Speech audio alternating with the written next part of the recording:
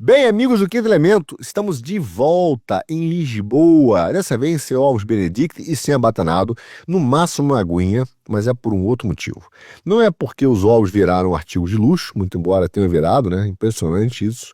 O ovo virou artigo de luxo, meu amigo. Quando nós começamos o nosso programa já é Economia, os ovos não eram um artigo de luxo. Olha o que aconteceu em um ano e lá vai fumaça de programa, né? Impressionante isso. E o café também.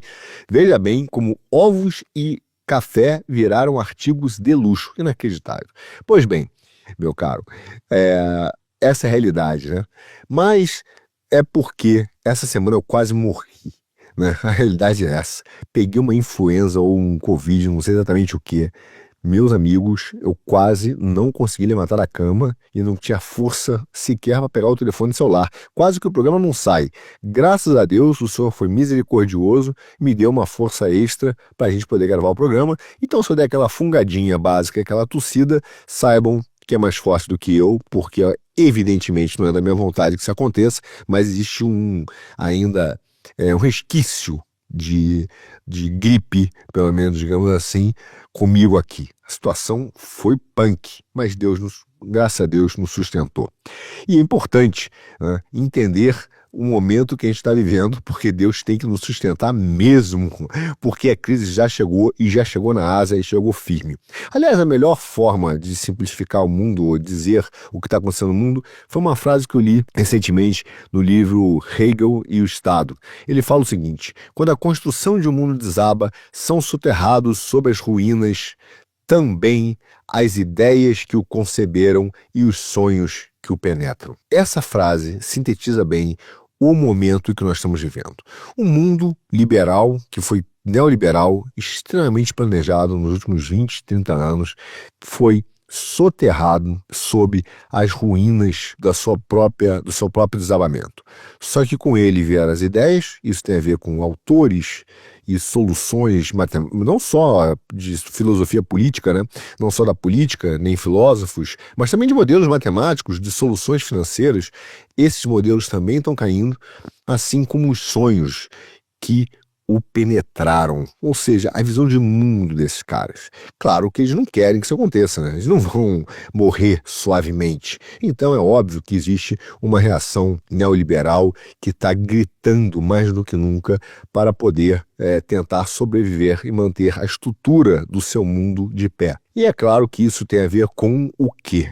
Com a percepção da crise que está vindo. Veja bem, narrativa é fundamental. Isso eles sabem muito bem e tentam também controlar a mídia, assim como a esquerda no mundo, né? A verdade é que o mundo liberal está desabando e quando você tem uma mudança de paradigma, ou seja, a transição de um modelo para outro, é inevitável que haja uma crise. Inevitável, porque é a crise que vai impulsionar definitivamente a mudança de paradigma. Agora, atenção, o que acontece é que a crise que nós estamos vivendo, que já começou na Ásia e que será assunto do nosso programa de hoje, está diretamente ligado a tudo o que aconteceu nos últimos anos e que, inevitavelmente, existe porque é uma consequência natural de tudo aquilo que foi montado pelo neoliberalismo. O que eu quero dizer é o seguinte, é que por causa do neoliberalismo, as suas ações e o mundo que eles geraram levaram a um modelo insustentável, seja pelo seu modelo monetário, seja pelo sistema monetário, seja pelo seu sistema de instituições supranacionais, seja pelo seu globalismo do judiciário, seja por essa vontade de fazer a repartição do trabalho, internacional do trabalho, junto com a repartição internacional dos recursos. Então, esse modelo de globalismo que eles estavam imaginando para o mundo, e, obviamente, econômico e assim da mesma forma filosófico e jurídico, esse modelo que estava sendo colocado está ruindo. E esse modelo levou, inevitavelmente, à formação de uma crise. Só que acontece que quem está agora tentando fazer a transição de paradigma, que é o Trump, de um modelo sustentável, um modelo que chegou ao seu ponto de saturação, para um outro modelo, não é a pessoa que é responsável pela crise. Ele pode e está tentando minimizar os efeitos dessa crise, torná-la mais suave. Mas não foi ele que começou. Acontece que os liberais estão aproveitando esse momento para dizer que a crise que está surgindo é culpa do Trump e é culpa da transição ou do modelo escolhido pelo Trump para uma nova construção de mundo ou um novo paradigma. Ou seja, eles estão tentando dizer que eles não têm responsabilidade nenhuma pelos problemas ocasionados. E é tentando apontar, olha, viu, o certo era o que a gente estava fazendo. É muita cara de pau, né? Eu às vezes fico, confesso para vocês, tentando economizar nos adjetivos no nosso programa e aumentar o número de substantivos. Mas esses caras me tiram do sério. A vontade de descer a lenha é muito grande porque é muito cinismo. É uma cara de pau gigante. Agora, isso é orquestrado, tá? Porque isso no mundo todo. Isso vai desde o Fukuyama até, recentemente eu vi, o professor Oki, é Oki, né? Eu não sei o nome desse cara direito, mas passou um vídeo que eu assisti quase na íntegra, né? Um podcast dele. Basicamente, eles contando essa narrativa, dizendo que a política tarifária do Trump irá inevitavelmente gerar uma crise. Não, meu amigo. O cara está tentando resolver um problema criado pelo liberalismo. E eles tentam dizer que o liberalismo é a solução para a crise. É uma loucura isso. Agora, veja, você tem um sistema, imagina que você é o Trump, você tem um sistema que se esgotou.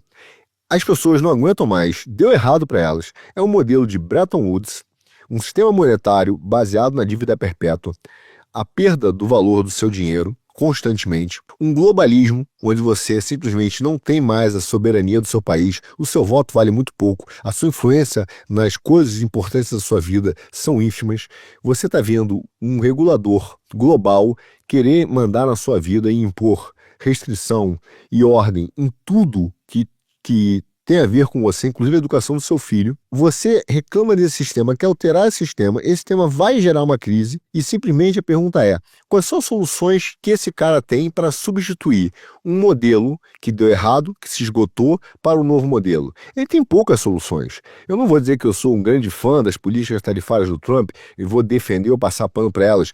Não sou um grande fã, mas dentre as possibilidades que ele tem, de fato, que são muito poucas, vou dizer que ele está fazendo isso com muito cuidado e que é inevitável que ele gere uma crise na Ásia, como já está começando a gerar. E ela já chegou na Ásia. E tem que ver se a Ásia vai conseguir sair dessa crise ou não. A realidade é que as soluções que o Trump tem para mudar a estrutura do sistema são ínfimas. E ele tem feito isso com uma extrema maestria, extremo profissionalismo. Agora, esses liberais querem fingir e começar a contar que o problema é um problema de opções econômicas, de modelos, como se fosse realmente positivistas. Até a forma de criticar e tentar apresentar uma nova versão de mundo, para eles, é, de alguma maneira, manter a nossa cabeça e forma de pensar presa no mesmo modelo que eles sempre utilizaram. Não, é uma questão de modelos econômicos. Ele errou o modelo, como se houvesse um modelo dado que fosse da ordem natural das coisas, né?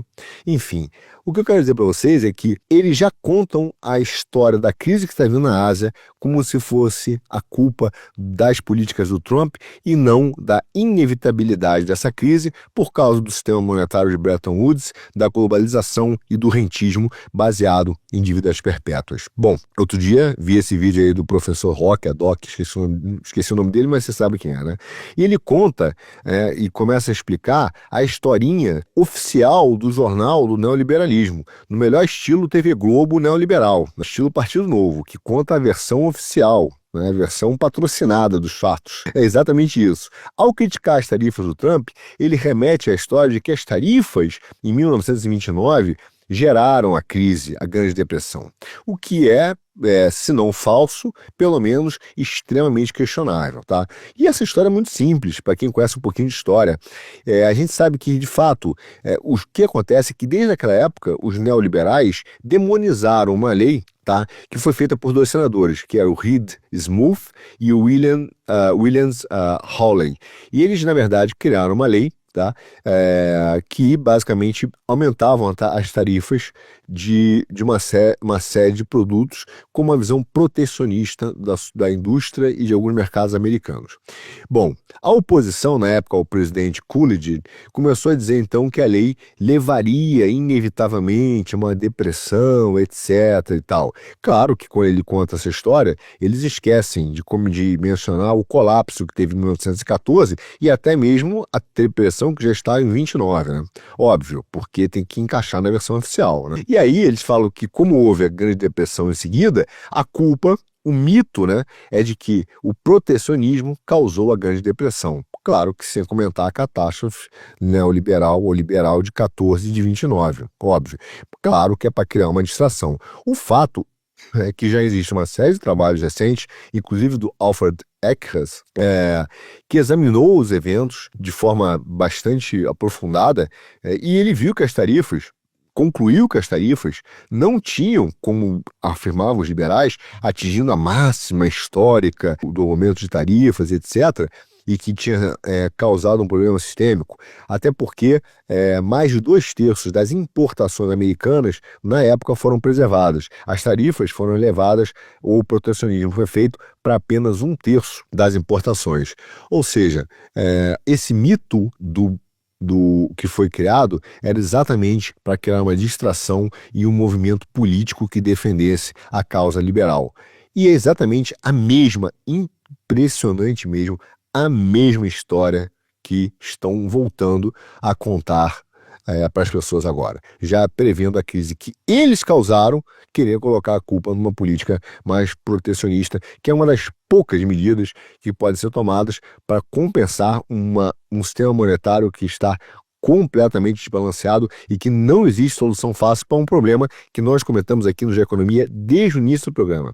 O que fazer para resolver o problema de déficit e superávites estruturais em nações ao longo do tempo. E este é um dos nossos maiores problemas, tá? Agora, para piorar a situação, meu caro, para piorar a situação, a questão é a seguinte, é que nós não vivemos, como em 29, de fato, relações econômicas entre nações. Não são as nações que estabelecem as suas relações econômicas mais. Não é um fluxo global, ele não ocorre a partir dessas relações entre economias, mas a partir de uma coordenação de multinacionais, de corporações, ou na verdade, uma coordenação de corporações, né, multinacionais, globalistas, de monopólios, oligopólios, que dominaram as cadeias de fornecimento e as cadeias logísticas.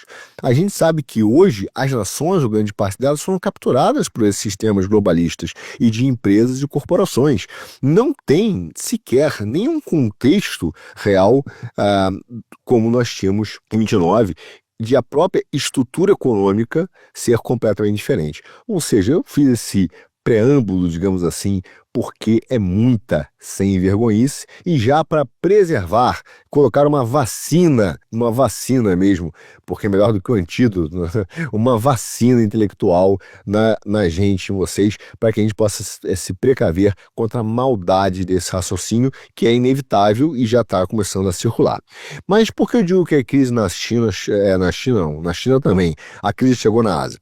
Se nós começarmos a ver nos números econômicos, e nós vamos falar deles agora, a situação da China deteriorou muito, e da Ásia como um todo também. Mas da China, a situação é gritante. Tanto que agora, recentemente, essa semana agora, nós tivemos a Conferência Consultiva Política do Povo Chinês e a reunião também do Congresso Nacional Popular da China. Basicamente, esses dois eventos ocorrem juntos, mas o Xi Jinping participou dos dois. É tamanha a importância e a situação que os caras estão vivendo lá. Basicamente, eles emitiram depois um documento e um relatório bastante profundo que é sintetizado em 3 partes. Primeiro, eles dão um overview, né, um resumo do que aconteceu em 2024 e do trabalho deles. Fala das necessidades econômicas e sociais e os planejamentos dele para 25 e as maiores metas que eles vão ter. Bom, pontuando as questões mais relevantes, primeiro eles fixam como meta um número absolutamente pouco provável e crível, que é a manutenção de 5% do crescimento do GDP deles, do PIB chinês. Segundo, eles dão uma meta também bastante ambiciosa, que é a taxa de desemprego em torno de 5,5%, que seria considerado economicamente, né, métricas econômicas, o pleno emprego. Depois, uma criação de 12 milhões de novos vagas de trabalho, mas na área urbana especificamente, uma inflação de cerca de 2%, aumento da renda, isso é pessoal, tá? E ligada ao crescimento econômico, isso é muito importante, e a gente vai ver daqui a pouquinho porque um equilíbrio da balança de pagamentos, que para eles é relevante, e também uma meta bastante ambiciosa do crescimento, né, da produção de grãos. Eles botaram uma meta de 700 milhões de toneladas de grãos, de produção de grãos. E nós vamos entender por quê, porque isso tem a ver com o plano de segurança alimentar que a China anunciou e está desenvolvendo. Bom, para fechar o documento deles, né, eles também falam numa redução do consumo de energia em torno de 3% do PIB. São números importantes. Essas são as grandes metas que a China colocou para o ano de 2025.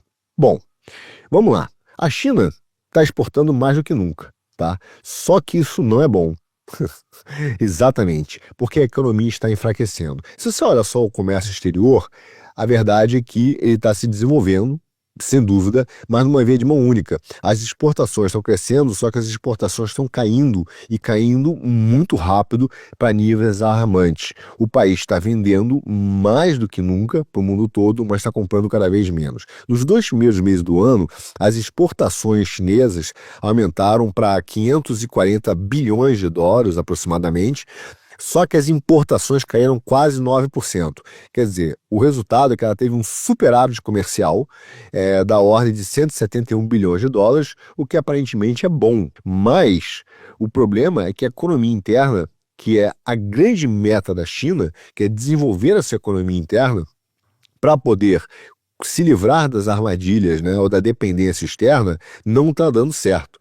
Os países hoje da ASEAN estão se beneficiando desse desenvolvimento chinês, tá? Porque as exportações para essa região cresceu, tá? Principalmente para o Vietnã, que lidera aí o caminho com quase 14%, e os demais países com em torno de 11% mais ou menos, tá? Só que as questões das tarifas que o Trump está impondo está levando com que a China pare de exportar diretamente e ter que mandar para esses países, e esses países então vão criar produtos com a sua marca, e aí alguns casos a China teve que realocar de fato a produção dela para esses países, e esses caras então venderem para os Estados Unidos. Tá?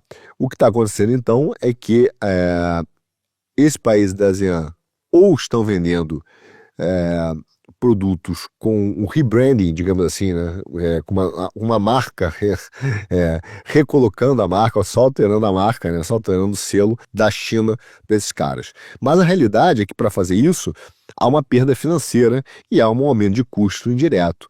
De qualquer maneira, a realidade é que, mesmo assim, esse boom comercial não pode esconder um fato bastante importante, que é que a economia da China está sofrendo.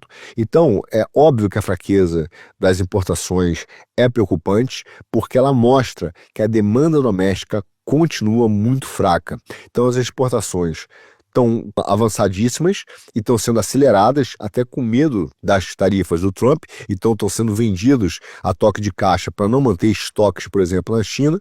Então eles estão acelerando as exportações, só que as importações estão caindo, e caíram quase 9%. O que acontece? Quando você tem esse desbalanceamento, isso indica que a renda gerada pelas exportações, ou seja, a grana que você recebe, porque você vendeu produtos para o exterior, não está retornando o suficiente para compor salários e consumos. Por isso é que aquele dado que ele fala, precisamos melhorar, ou que a renda dos trabalhadores per capita começa a ficar atrelada, de alguma maneira, ao crescimento econômico, é uma meta tão importante, porque a China já percebeu, óbvio, né, os caras administra aquilo lá, né? Que há esse descompasso. E se eles não aquecerem a economia interna deles, eles não conseguirão formar um mercado ou uma economia real, independente, que fuja do modelo de exportação, né, de superávit, de viver de superávit de exportação ou de manufatura, ou até mesmo de produtos tecnológicos. Mas, mesmo com os produtos tecnológicos de alto valor agregado, eles precisam criar um mercado interno. Agora, quando você vai ver alguns itens, por exemplo, que são latentes para a questão da economia, exemplo, matérias-primas. Se o cara está produzindo, né, que seja produtos de valor agregado, ele está comprando matéria-prima, né, para poder agregar alguma coisa, transformar e vender. A matéria-prima é um dado importante das importações. Mas quando você vai ver as importações de matéria-prima, eles mostram a extensão, meu caro, dessa fraqueza econômica da China. As importações, em termos de volumes, por exemplo, caiu no carvão quase 18%, no petróleo bruto 10% e o gás natural quase 14%. Ou seja, eles pararam de comprar matéria-prima energética porque estão enfrentando um problema grave de mercado interno. Isso tem efeitos, tá? Óbvio, e efeitos grandes. Por exemplo, para os BRICS. É óbvio que isso começa a gerar um efeito econômico para países considerados importantes e que vivem dessa importação da China. Por exemplo, a Rússia, as exportações para a Rússia, no caso da China, né, caíram 10%. Então, e as importações, aquilo que ela compra para da Rússia, também caiu quase 4%. Só que o declínio dessas importações nas matérias-primas foi bastante grande. Quando você fala, por exemplo, do gás, esses 14% está falando de gás que era comprado, na sua grande maioria, da Rússia e acaba diminuindo também o dinheiro enviado para Moscou. Tá? Então, mas não foi só lá. De forma geral, a coisa se deteriorou. Quer dizer, tradicionalmente, se você pegar historicamente, a China importa mais produtos desses países ali por exemplo, da ASEAN, a Rússia e mesmo o Brasil, do que exporta para eles, especialmente matéria-prima, tá? E, obviamente, quando você pega a relação deles com a União Europeia e os Estados Unidos, a China deveria e tem um superávit, né? Só que quando você vai ver as importações feitas com a Índia, o que ela importou da Índia caiu 30%, o que ela importa do Brasil, 32% de queda, e isso afeta o nosso comércio, e o que ela importa da África do Sul caiu 46%. São números que caíram drasticamente em janeiro e fevereiro. Quer dizer, a China parou de comprar matérias-primas, e isso afeta o mercado como um todo, inclusive o nosso Brasa, meu caro. E essas quedas se devem, obviamente, à queda da demanda de matéria-prima. Então ela está comprando menos porque a economia doméstica está enfraquecendo. E é um sinal claro que esse desequilíbrio entre as exportações e o mercado doméstico, se continuar com esses números, ele vai piorar. Aí você pode pegar outros dados, tá? Mas você vai ver como isso começa a gerar um problema cada vez maior. Por exemplo, as tarifas sobre, por exemplo, fabricantes globais de automóveis, que foi dada pelo Trump, né? Incluíram o Japão e a Coreia do Sul, que são dois aliados históricos aí de Washington na Ásia. Mas o Trump está criando uma crise econômica nos seus inimigos e nos seus aliados. Porque o problema é que o modelo que foi construído em Bretton Woods gerou uma dívida no Ocidente e uma poupança no Oriente, estrutural. E ele simplesmente falou, cara, isso aqui é insustentável. Até porque alguns desses países pararam de jogar o jogo de fazer o que a gente chama de reciclagem desses dólares de superávit, comprando os títulos da dívida americana, né? Então, é óbvio que isso já era sustentável e a partir do movimento de algum desses países se tornou ainda mais sustentável. Então a jogada do Trump de queimar tudo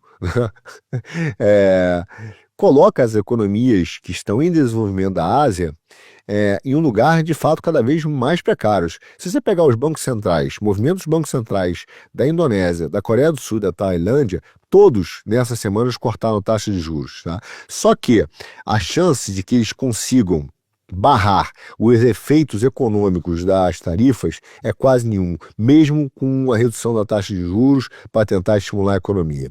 Não vai acontecer e eles estão sentindo, estão preocupados com os movimentos que estão sendo dados. Agora, atenção, claro que tem um discurso. O Trump, uma hora, fala que está indo atrás da União Europeia. De certa maneira, do campo político, é verdade, ele fez alguns movimentos de repreender a União Europeia, inclusive com tarifas, reclamou, né, de que ela foi feita para ferrar os Estados Unidos. Atenção, já dissemos sobre isso no nosso Já Economia, ele está falando da União Europeia como instituição, não da Europa econômica, mas desse modelo globalista da CIA e dos wokes de criar essa federação de países, tá? E ele também disse que colocaria as tarifas sobre carros e sobre outras coisas que caso a União Europeia não coopere, mas a realidade é que os efeitos práticos da tarifa do Trump até o momento está criando um mini pânico na Ásia. Tá? A coisa está começando a chorar lá, como era o esperado.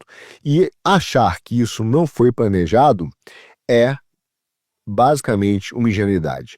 Aliás, não sou eu só quem o diz, mas várias pessoas. Por exemplo, a fundadora de uma consultoria asiática, que tem um nome super estranho, né? Priyanka Kishore, ela disse de uma forma muito clara: ó, Trump tem uma equipe super experiente, comprometida, tá? E ele agiu muito rápido. Aliás, isso é uma realidade. Se você pegar o número de ordens, né, executivas que o Trump assinou em apenas 30 dias de mandato, foi uma coisa absurda. Ele sabe o que está fazendo. Trump vem conversando, a equipe dele, planejando este momento. Eles planejaram o governo deles. Eles não pararam, assumiram o governo e aí falaram assim, agora a gente vai ver o que vai fazer. Eles sabiam exatamente a direção de país que eles queriam e como resolver o problema do sistema monetário. Tá? E isso inclui criar estímulos fiscais emergenciais para proteger o crescimento econômico deles, óbvio, Estados Unidos, aumentar os estoques de reservas cambiais, que é o que estão fazendo, e criar barreiras para resistir a ondas de choque possíveis. Tá? Só que, quando você começa a olhar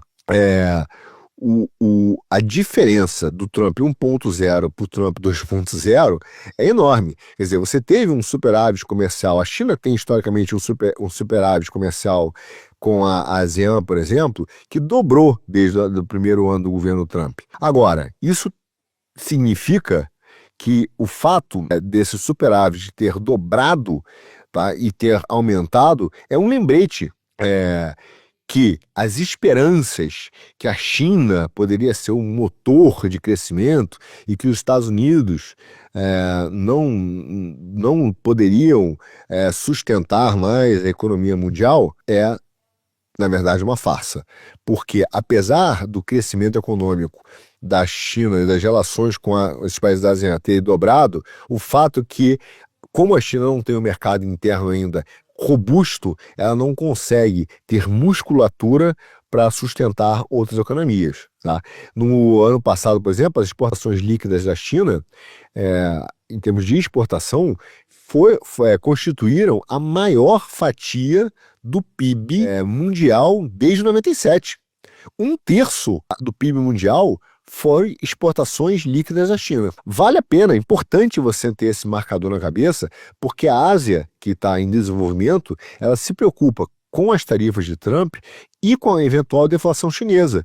Porque essa combinação de deflação na China com as tarifas de Trump vão inevitavelmente, não tenha dúvida, levar a mesma vibe, como diz meu filho, a mesma vibe da crise de 1997 dos mercados asiáticos. E essa crise eu posso dizer que eu vivi na veia, que eu estava no mercado financeiro nessa época, e foi exatamente isso. Só que agora, 28 anos depois, cara, a Tailândia, as Filipinas, a Malásia, a Indonésia estão começando a enfrentar exatamente o mesmo espectro de desindustrialização. E essa desindustrialização está sendo causada pelo seguinte: no momento que o Trump eleva as barreiras, a economia chinesa não é capaz de absorver a sua produção, o excesso é vendido, as exportações crescem a preços mais baratos para esses países, porque o cara precisa vender. E essa venda a preços mais baratos leva ao que a gente chama de dumping, tá? Uma avalanche de produtos chineses sobrecarregando economias menores. Atenção, isso chegará no Brasil, atenção, em uma escala épica. Então você tem uma barreira tarifária e um dumping de produtos chineses. Então, o que esses países podem fazer para evitar o dumping chinês? Fazer brigas tarifárias? Eles sabem que não vai resolver, porque o problema é estrutural, entende? Então é um modelo de transição de um lugar para o outro. Haverá uma crise na Ásia e ela já está acontecendo. Agora, para a Ásia evitar essa crise ou efeitos mais danosos, ao invés de ficar discutindo tarifa, o que ela tem que fazer é investir no seu desenvolvimento. Ela tem que acelerar esforços para criar um mercado de uma indústria de produtos de valor agregado, exatamente para se afastar do modelo de exportações baratas, que foi o modelo de Bretton Woods, terceirizar todo mundo com exportações baratas e produtos manufaturados de menor valor. Camiseta, que é a famosa camiseta feita no Uzbequistão, né, da Tailândia. Nós vivenciamos isso. Então, os países precisam agora voltar a buscar tecnologia e a desenvolver os seus potenciais de alto valor agregado, porque viver da exportação de matéria-prima barata ou de produtos manufaturados não será mais possível porque está sendo alterado o sistema criado de Bretton Woods. E isso produzirá danos colaterais. Né? O Trump produzirá danos colaterais. Por exemplo, um dos países que mais vai sofrer será o Japão. Vai ser um ano difícil para o Japão. Você verá, não tenha dúvida nenhuma. E esses números destacam, sem dúvida nenhuma, a tensão econômica que a China está vivendo. O relatório que fala que o Xi Jinping soltou essa semana, ele é muito mais preocupante, demonstra a fraqueza da demanda doméstica, tá, de um setor imobiliário que está em dificuldades e a queda das margens de lucro no setor de exportação. Ele não é um relatório animador, apesar dele tentar mostrar alguma esperança, dizer, olha, a gente sabe o que está fazendo. Veja, se você olhar alguns programas nossos atrás, a gente fala, a China, para se livrar desse modelo, está e tem que apostar no crescimento do seu mercado interno. Se o seu mercado interno não for robusto para sustentar essa alteração, meu amigo, vai babar. E está babando. Está babando. Então, eles anunciaram, estão lá tentando fazer apoio, girando a moeda, né? Plano para apoiar consumo, vários para estimular o consumo. Só que não está dando certo, porque talvez o problema não esteja relacionado à fraqueza na procura, né? Mas numa incerteza do consumidor que a gente não sabe medir e que às vezes acontece na economia, que não é óbvio. Tá? Por exemplo, a gente está vendo que o setor imobiliário na China, que foi um dos pilares do crescimento econômico chinês, ele está sendo, não é de agora, ele foi duramente atingido. Se você pegar os preços dos imóveis na China, a queda no valor dos imóveis levou uma perda considerável na percepção de prosperidade, principalmente dessa classe média chinesa. Então, é óbvio que a cabeça deles é que o primeiro ativo mais importante, e eles ganharam dinheiro e estão mais ricos, atenção, hein? Eles ainda estão mais ricos, a crise não chegou no ponto de perder dinheiro, mas eles perderam parte do valor deles em imóveis. E isso causa uma certa preocupação, ainda mais para aqueles que financiaram e ainda têm um valor a pagar no caso das hipotecas. Começa a fazer conta que talvez valha a pena não pagar. Entende? É uma situação muito complexa que os caras estão vivendo.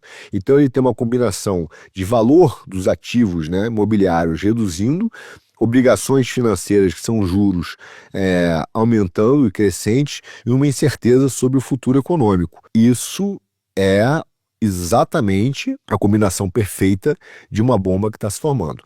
Além disso, nós começamos a ver uma tensão no mundo do aspecto geopolítico. E, obviamente, esse aumento da tensão geopolítica chega e preocupa a China.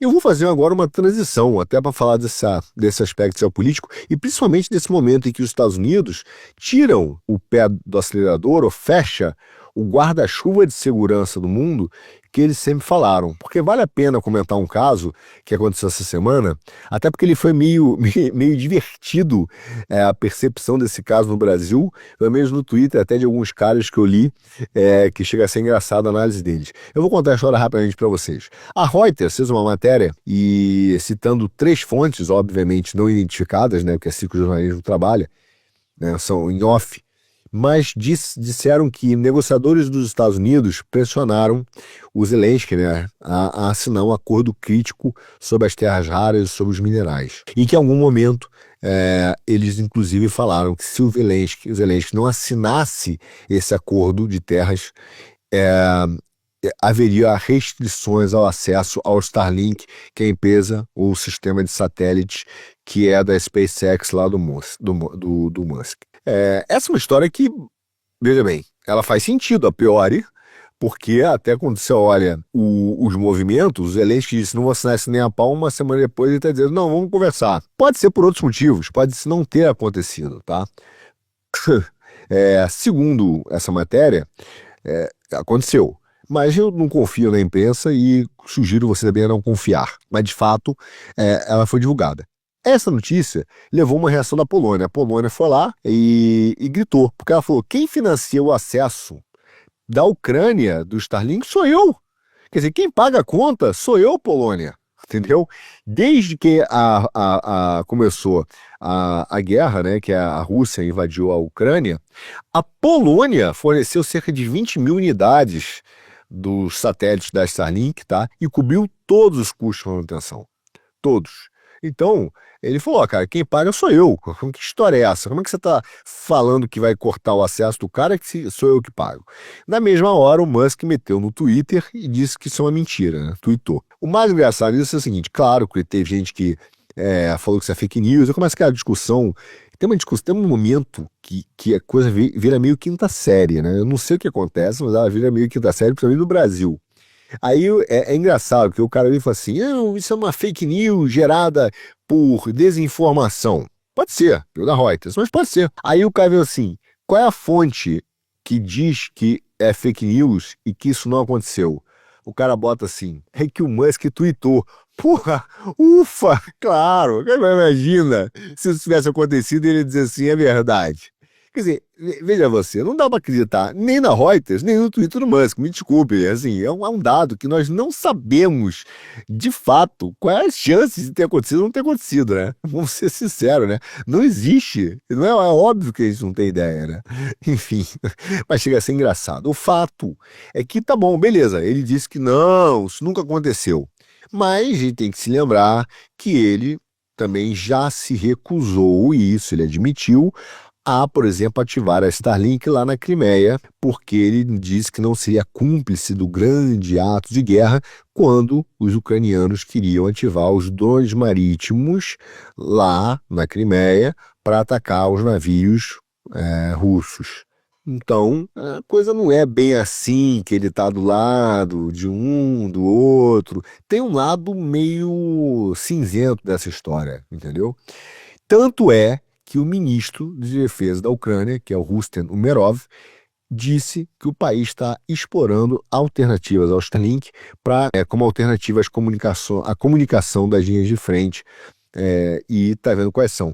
É meio papo furado que não tem muitas, tá? Porque a verdade é que a Starlink, e eu tô falando desse aspecto até pra gente entender a importância das empresas de satélite e a confusão que um juiz brasileiro aí, você sabe quem é, arrumou, porque olha com quem o cara foi mexer, mano. olha a estrutura que esse cara tem, né? Bom, veja, a Starlink, a importância de entender como a guerra ela vai se dando em determinados momentos, e eu falo tanto de território, como a parte de satélites ganhou uma dimensão absolutamente importante no mundo, né? Então, a Starlink ela atuou como uma espinha dorsal mesmo das comunicações na linha de frente da Ucrânia, tá? No início da guerra, a Rússia chegou a atacar, a fazer ataques cibernéticos, né, para tentar prejudicar as redes militares ucranianas. E isso mostra aí a importância de se ter uma rede de satélites. Agora, já perceberam a dependência dos Estados Unidos em relação a isso, então a Ucrânia agora já está começando a integrar os seus sistemas de satélites com sistemas alternativos, como o Cometa, tá? para os seus donos marítimos. E o Andriy Kovalenko, acho que é isso, que é do Conselho de Segurança e Defesa Nacional da Ucrânia, declarou que agora eles estão começando a equipar com cabos de fibra ótica e modems de alta velocidade, além dos serviços de satélites de outros provedores, como os suecos e os alemães, caso a Starlink fique offline. Enfim, olha o nível de dependência que se tem e a importância de se deter certos ativos, até para sua própria soberania, entende? Então, é importante manter isso na cabeça. Porque a recusa do Musk, por exemplo, em ativar a Starlink para as operações dos drones da Ucrânia, lá no Mar Negro, leva uma luz, por exemplo, aqui dentro da Europa. Que o continente, e é razoável pensar isso, não pode depender, ou se dá o luxo de depender de um sistema controlado por uma empresa privada nos Estados Unidos, e que pode, a depender de questões geopolíticas e econômicas mesmo, honestamente falando, cortar o serviço com base em determinados critérios. E a própria Itália, em função dessa matéria, está reconsiderando um acordo que eles fizeram de 1,5 bilhão de dólares com a Starlink para uso militar e governamental, e isso tem a ver com a matéria e com algumas ações que o Musk fez em relação à Ucrânia. Peraí que eu vou tossir. Voltei. Bom, ao mesmo tempo, tem uma operadora de satélites que é a franco-britânica Eutelsat, está surgindo com uma tentativa potencial para se colocar à disposição da Europa e a Ucrânia, e as ações dela dispararam recentemente, só que a realidade é que ela está milênios atrás da Starlink. Tá? Ela pode levar anos para poder ter uma conectividade próxima da Starlink para uso civil e militar. Só para você ver o tamanho do desafio que é essa substituição, a OneWeb ela se fudiu em 2022 com a Eutelsat, que é essa empresa de satélite. Ela cobra por terminal algo em torno de 10 mil dólares de custo. Quando você vai ver a Starlink, o custo da Starlink é de 600 dólares por unidade. Ou seja, esse cara tem que comer muito feijão com arroz para poder, de fato, chegar perto da Starlink em matérias tecnológicas ou de custo. A menos que se faça uma adoção precoce, né? E aí um esforço de custo gigante para poder fazer isso. Bom, para fechar, queria falar de um ponto central, voltando à China, que é o Plano de Segurança Alimentar. Quer dizer, nós estamos vivendo uma época em que, vocês estão vendo, parte de infraestrutura é relevante, a crise econômica, o dinheiro está sendo usado como arma, o Trump está levando uma crise financeira e nós temos um problema de uma crise alimentar que é visível, latente. O Brasil está preguiçoso, no pior sentido possível, porque todos os países estão vendo o que está acontecendo e nós estamos completamente passivos, cara, e brincando, achando que visita da Janja em Roma para discutir a fome vai resolver o problema de segurança alimentar. Se você quiser entender como a coisa é séria, leia o documento central número 1 da China de 2025, escrito em 23 de fevereiro. Ele simplesmente ressalta esse compromisso em garantir a segurança alimentar nacional.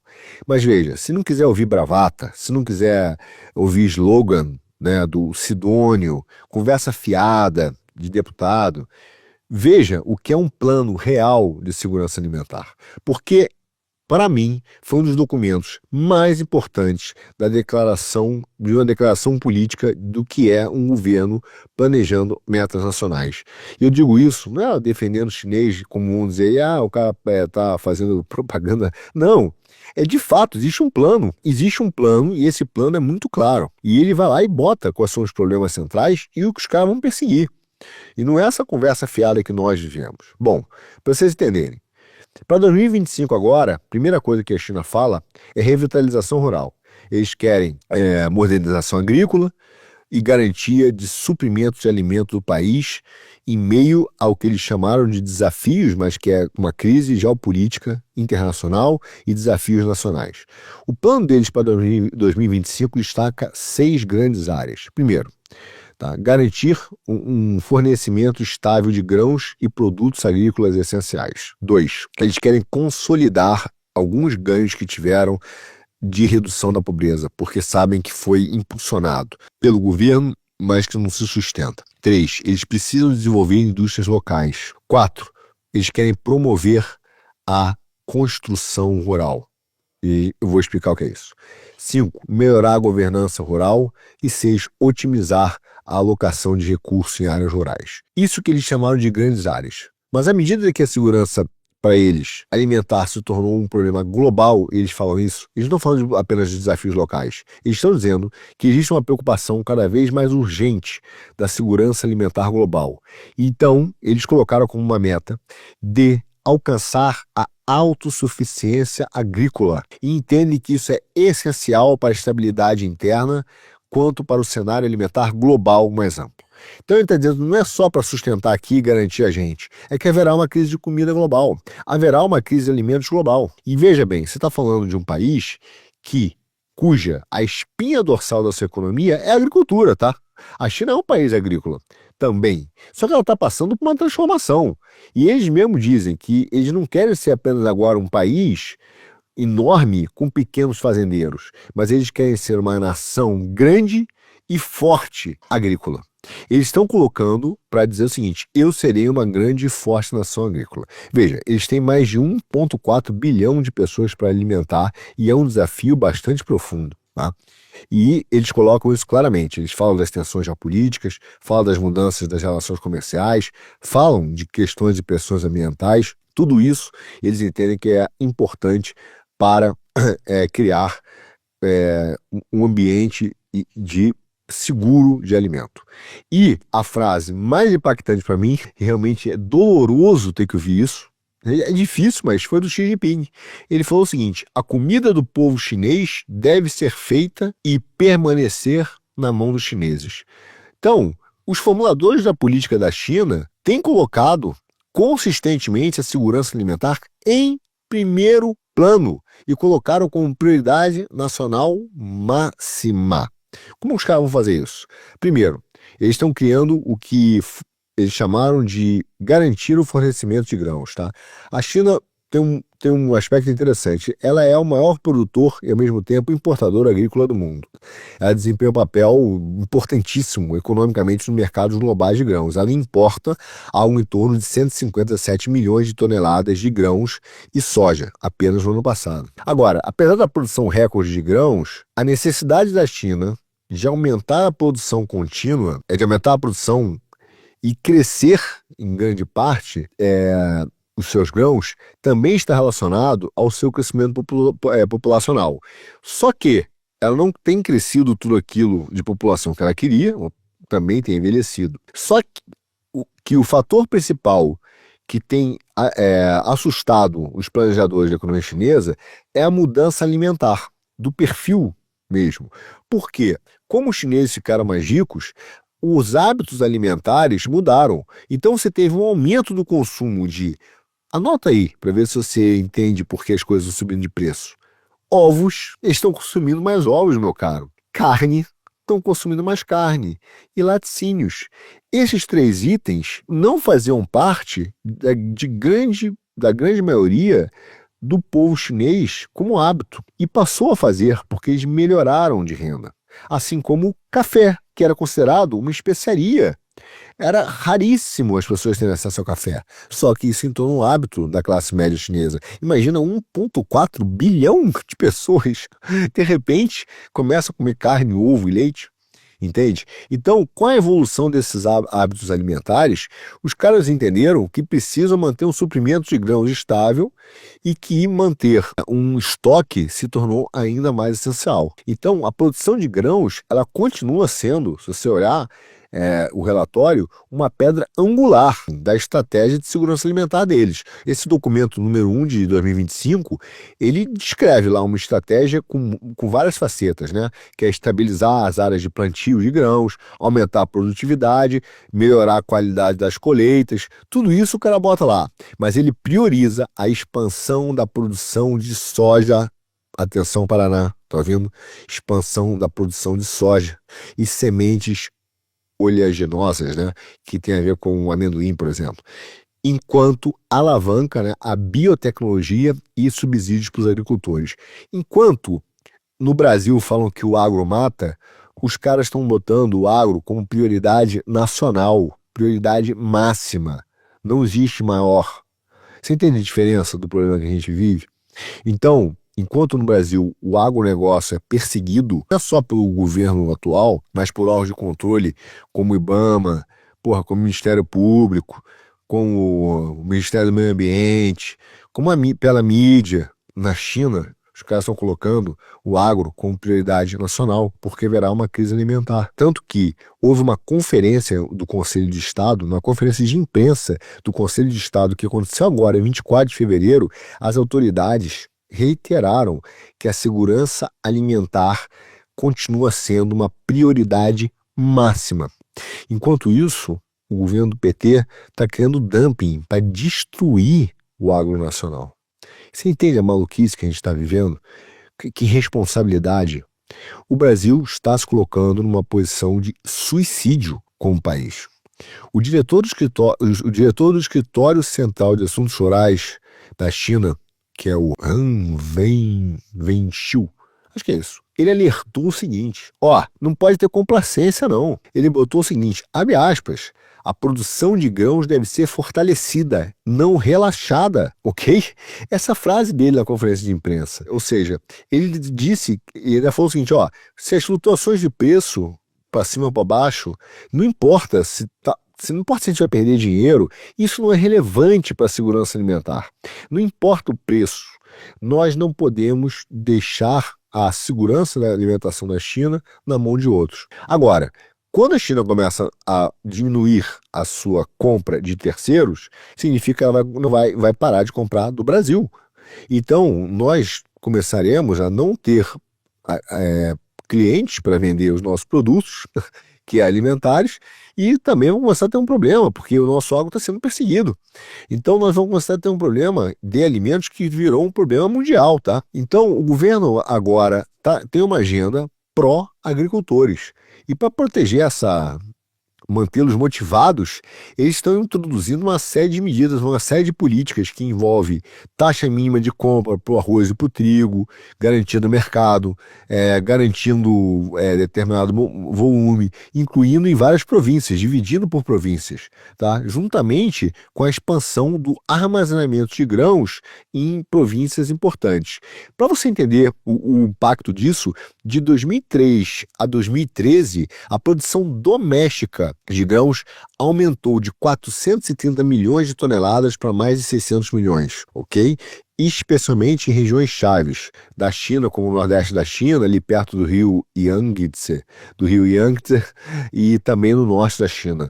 Além disso, eles criaram uma série de áreas que foram pensadas para produção de culturas básicas, como o arroz, que tem dupla safra, e o trigo, que é chamado trigo de alta qualidade, numa região do cinturão econômico ali do rio Yangtze.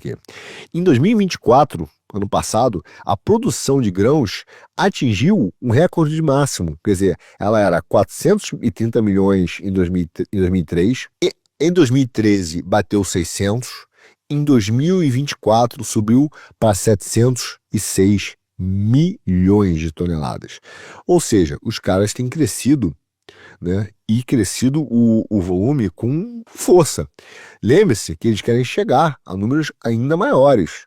Só que a produtividade também tem subido. Então eles têm aumentado o rendimento nacional, e isso se deve, em parte, ao investimento em tecnologia e também ao investimento que tem sido dado para aumentar a produtividade do plantio.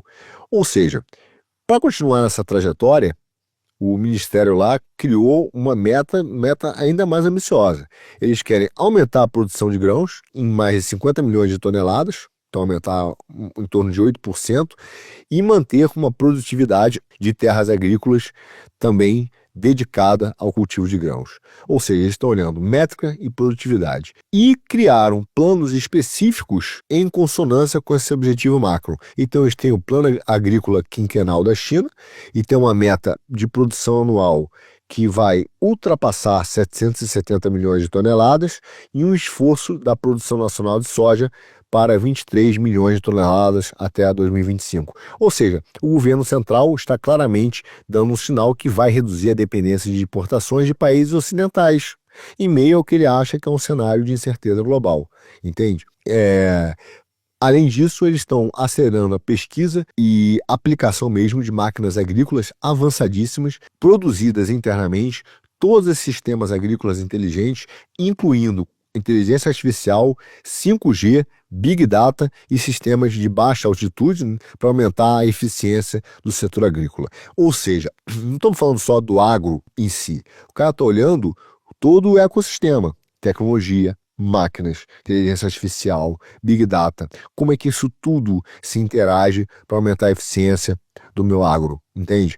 Para dar suporte a isso, esses caras criaram 500 consórcios nacionais de industrialização agrícola que vai promover a colaboração entre os institutos de pesquisa, os agricultores, quem vive do agronegócio, e com foco desses institutos é exatamente desenvolver culturas resistentes à seca, maquinários inteligentes e práticas agrícolas sustentáveis, mas que buscam aumentar a eficiência. Ok? Ou seja, você tem que entender que a China está incentivando a sua inovação agrícola, principalmente no que diz a produtividade de grãos e sementes essenciais. Isso está ligado diretamente ao arroz, trigo, milho, soja, para atingir a produção nacional de alimentos e as metas daquilo que eles entendem como segurança alimentar. E criaram 10 áreas prioritárias, principais, onde eles vão fazer o cultivo de novas variedades agrícolas, a melhoria da qualidade do solo e da agricultura. Inclusive o desenvolvimento de novos equipamentos, são máquinas, prevenção às pragas e doenças em plantações, além do controle das doenças aquáticas, dos animais, plantio e melhoramento eficiente da agricultura, que eles chamam lá dessa baboseira de baixo carbono, mas está lá, e o processamento de produtos agrícolas e fabricação de alimentos. Ou seja, os caras estão fazendo um trabalho, de fato, de pesquisa de alta tecnologia, incluindo tecnologias de semente híbridas de alto rendimento para culturas chaves. Ou seja, você está sentindo o que está vendo por aí? Esse sistema é um plano detalhado. Um plano detalhado que não são de políticas de curto prazo, mas que envolve tecnologia, digitalização para modernizar a agricultura, uma infinidade de planos e ações que vão levar ao que eles chamaram desse plano quinquenal de modernização agrícola e de agricultura inteligente.